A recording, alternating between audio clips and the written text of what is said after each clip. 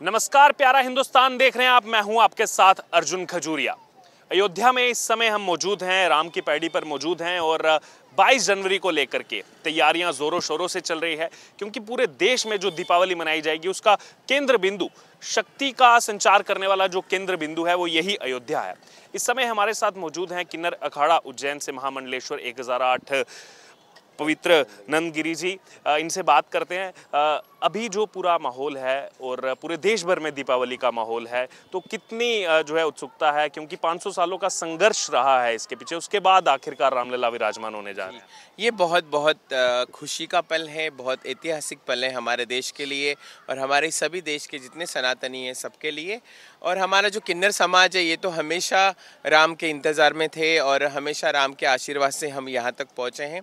एक बहुत बड़ा जो मतलब इसके शब्द तो नहीं है, लेकिन यहाँ राम अयोध्या में आए हैं और आने वाले हैं। और अवध नगरी के जहाँ पे जितने लोग हैं, जितने राम भक्त हैं, ये सभी इतनी प्रफुल्लित है कि बस सबकी आंखें 500 साल से लगी थी कि कब तक हमारे राम झोपड़ी में रहेंगे और कब महल में आएंगे। तो लेकिन आज कहीं ना कहीं वो पूरा दिन हमारा हो गया है।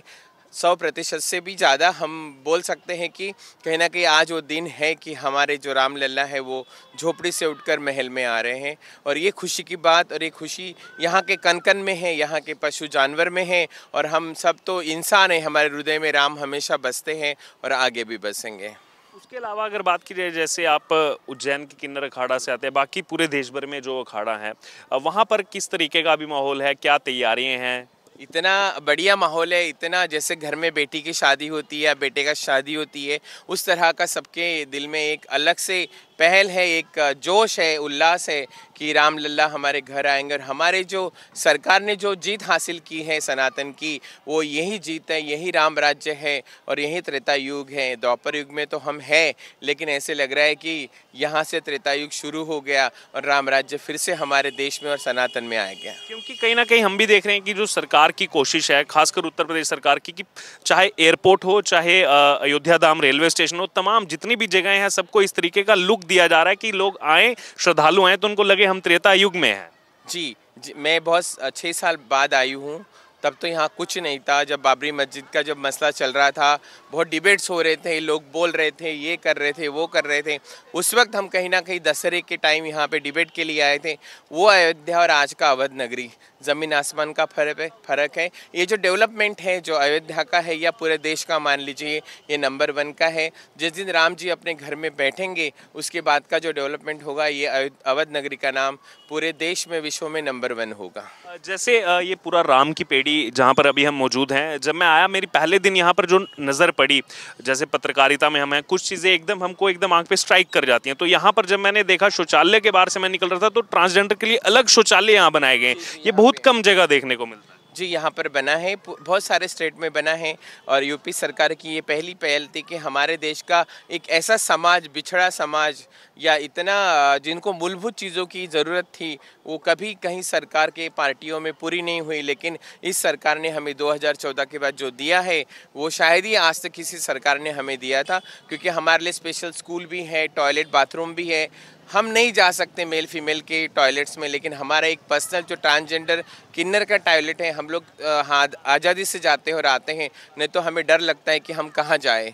तो ये बहुत अच्छी पहल थी और इसी बात के लिए मैं सरकार को बहुत धन्यवाद देती हूँ कि उन्होंने कहीं ना कहीं जो बिछड़ा समाज था, निचला, उनके लिए उन्होंने ये किया है। अभी तो 4% आरक्षण हमें मिला है, लेकिन आने वाले सालों में, आने वाले जो हमारी जनरेशन है, उनके लिए एजुकेशन, स्कूल और सारी चीज़ें जो तैयार हो रही है वह इसी सरकार के थ्रू हो रही है। और आगे हमारे जो किन्नर है वो कभी भीख ना मांगेंगे, वो अपने इंडिपेंडेंट पढ़ाई करके, एजुकेशन लेके वो अपना जीवन बनाएंगे।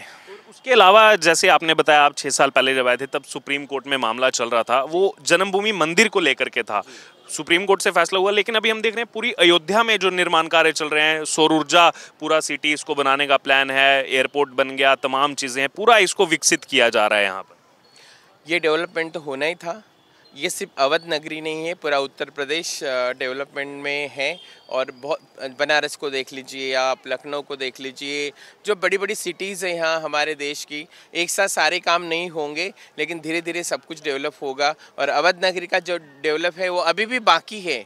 अभी जिस दिन पूरा मंदिर कंप्लीट हो जाएगा और लाखों तीर्थी यहाँ पे आएंगे, 4 धाम की यात्रा के लिए सब जाते हैं, लेकिन अवध नगरी भी एक ऐसे धाम में रहेगी कि हर आने वाला राम भक्त पहले अयोध्या होते हुए आगे जाएगा। और तब का डेवलपमेंट आप देखिएगा कि यहाँ पे त्रेता युग का राम राज्य जैसे 550 साल पहले अयोध्या था, वैसे ही अयोध्या फिर से बनेगा। क्या आप उज्जैन नगरी से आते हैं, हाल ही में वहाँ महाकालेश्वर कॉरिडोर बना, उससे पहले आपने बनारस का जिक्र किया, वहाँ काशी विश्वनाथ कॉरिडोर बना, और दोनों जगह हमने देखा कि आर्थिक स्थिति बहुत बेहतर हुई, लोगों को रोजगार मिला। क्योंकि यहाँ पर भी कई सारे प्रश्न उठाए गए, बहुत सारे नेताओं ने प्रश्न उठाए कि मंदिर बनने से क्या होगा, लेकिन दोनों जगह की एग्जाम्पल हमने देखी है, रोजगार हो चाहे आर्थिक दृष्टि बहुत ज्यादा ऊपर गई है।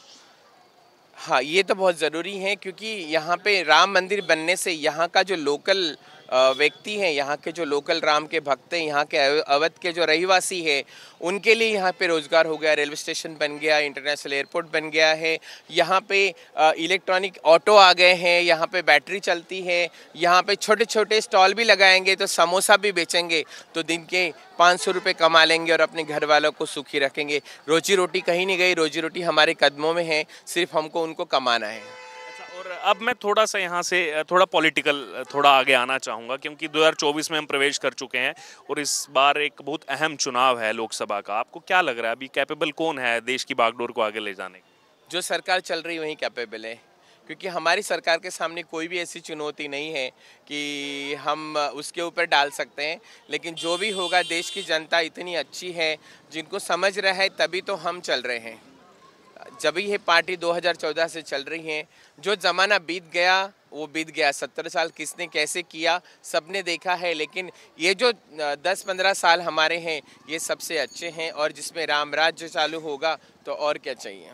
आपका कुछ टेक, आप कुछ कहना चाहते हैं? आप भी पहले आए होंगे। अच्छा, आप गोरखपुर के किन्नर अखाड़ा से, क्या वहाँ क्या माहौल है, वहाँ क्या तैयारी है? गोरखपुर में भी बहुत तैयारी चल रही है, और अभी हम परसों ही आरएसएस के साथ हिंदू महासभा पे गई थी, और वहीं से अच्छा तो सब घर घर पे वितरण किया गया, और हमें भी निमंत्रण पत्र आई है। बहुत खुशी हुई है, बहुत किन्नरों में बहुत उत्साह आई कि मतलब हमें भी उस स्थान, जो 14 वर्ष हम वनवास काटे थे, राम जी का वरदान कलयुग में राज चलेगी, आज वो दिन भी आ गए। 500 वर्ष के बाद उनकी पूरा सजावट हो रही है, सीता मैया भी आ रही हैं, जनकपुर से भी सब आ रहे हैं। बहुत खुशी हुई हमें, क्योंकि पहले भी आते रहते होंगे आप अयोध्या। अब कैसे बदलती हुई अयोध्या को देख रहे हैं? बहुत। अयोध्या तो क्या, उस समय तो ये रास्ते भी तो चलने की नहीं थी, एक ही सिंगल सी रोड, लेकिन अब इतना चौड़ी चौड़ी रोड हो गई है, लाइट की, पानी की, हर जगह की बहुत सुविधा हो गई है, और हर देहात जितने जैसे कहते हैं गांव विलेज सब बहुत डेवलप हो गए, हर एक चीज़ की सुविधा है। और मैं तो आंध्र प्रदेश की रहने वाली। अच्छा। जी, और मैं गोरखपुर गोरक्षनाथ नगरी में उनके चरणों में 98 से प्रवेश करी। 98 में जो यूपी था, और आज वो यूपी देख के ऐसी बदलाव आएगी मैं नहीं सोची। जो कि हर जगह के लोग कहते थे, किन्नर लोग, कि वहाँ क्या इतनी देहात में रहती हो, गोरखपुर में, यूपी में क्या है, बिहार यूपी, लेकिन आज वो यूपी बिहार हमारा पूरा विश्व में झंडा लहरा रही हमारा अवध नगरी। तो आपने सुनी यहाँ पर राय, हमारे साथ किन्नर अखाड़ा गोरखपुर से जो है उन्होंने अपनी राय रखी, उज्जैन से उन्होंने अपनी राय रखी। क्योंकि ये जो दीपावली आ रही है, ये किसी एक वर्ग की नहीं है, किसी एक समुदाय की नहीं है, पूरे देश के लिए दीपावली आ रही है, और हर वर्ग में खुशी है। और अभी से वो लग रहा है कि वो त्रेता युग जैसा माहौल रहा होगा, वैसा ही माहौल जो है वो इस समय, क्योंकि अयोध्या में हम मौजूद हैं, यहीं से वो शक्ति का संचार जो है पूरी दुनिया में होगा। वो केंद्र बिंदु जो है वो ये अयोध्या नगरी है, और हम देख रहे हैं कैसे परिवर्तित हो रही है। अब आपकी जो भी राय हो, आप जरूर हमारे साथ कमेंट बॉक्स में शेयर करें, और अयोध्या से पल पल का कवरेज लेकर हम आपके तक हाजिर हैं।